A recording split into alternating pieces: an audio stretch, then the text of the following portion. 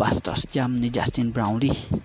At nakalaban ni Justin Brownlee ang former Ginebra Asian import na si Sanchir noon ng Ginebra na nagpakita ng tunay na laro niya dito sa Mongolia. At Justin Brownlee and Brandon Jawato connection nagpakita dito sa pangalawang laro nila sa BCL. Nagparty pa sa dulo ang Pelita Jaya. Laban ng Pelita Jaya ng Indonesia laban sa Broncos ng Mongolia.